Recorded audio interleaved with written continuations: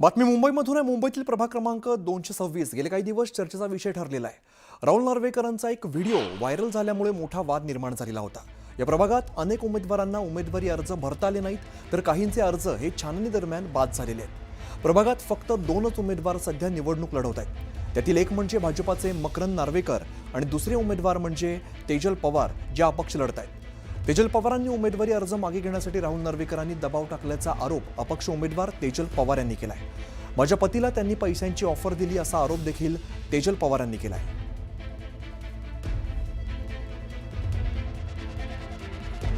स्वतः राहुल नार्वेकर माझ्याशी बोलले की वहिनी तुम्ही 5 मिनिटांसाठी आमच्या ऑफिसमध्ये येऊन मला भेटा। तर मी बोलली ते आता शक्य नाही आहे, मला माझ्या मिस्टरांशी बोलायचं आहे, माझ्या मिस्टरांना तुम्ही घरी पाठवून द्या। मी ऐकली नाही म्हणून त्यांनी मला बोलले की म्हणजे पूर्वी एक राजू करून होते, त्यांचं असं केलं, मी त्यांना तडीपार केलं, त्यांना आम्ही अँटी करप्शनचे केसेस लावले। तर त्यांना हे सांगायचं होतं का की तुमच्यावरही फ्युचरमध्ये आम्ही अँटी करप्शन केस या तुम्हालाही आम्ही नामोनिशान तुमचं कुलाब्यामधून मिटवून टाकू। हे तुम्ही सांगणारे मला कोण, हे मी विचारते त्यांना।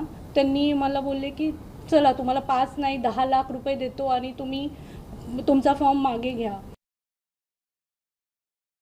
त्यांचं नाव तुम्ही आत्ताच सांगितलं, पवार, त्यांना आजपर्यंत मी आयुष्यात एकदाही बघितलंही नाहीये, त्यामुळे त्यांना लपवण्याचा प्रश्न उद्भवत नाही।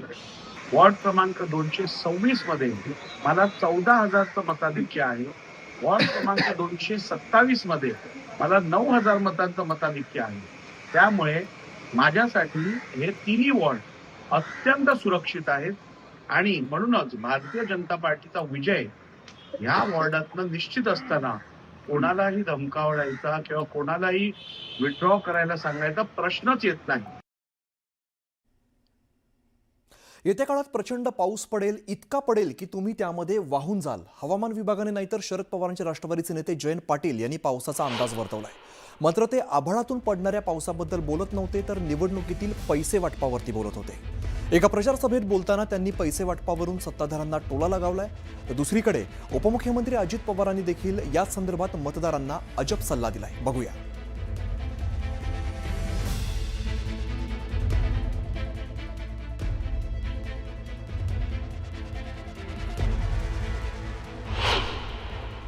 आता निवडणूक आहे, प्रचंड पाऊस पडेल, एवढा पाऊस पडेल, एवढा पाऊस पडेल, एवढा पाऊस पडेल की तुम्ही त्यात वाहून जाल।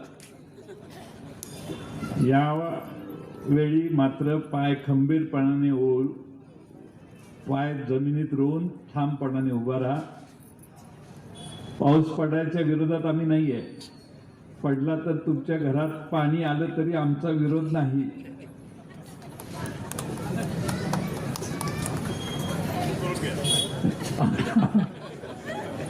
अंघोळ करून घ्या। हे लक्षात ठेवा की याने 5 वर्षाची तुमच्याकडून सत्ता हस्तगत करण्यासाठी हा पाऊस पडतोय, फार प्रेमाने पाऊस पडत नाही। शेवटच्या दिवशी बरंच काही होण्याची शक्यता नाकारता येत नाही, पण कुठल्याही भूलथापाला बळी न पडता, कुठल्याही प्रलोभनाला बळी न पडता, कोण काय करत असेल तर काय, जर कुणाला फारच झालेला असेल तर घ्या, काय सोडू नका।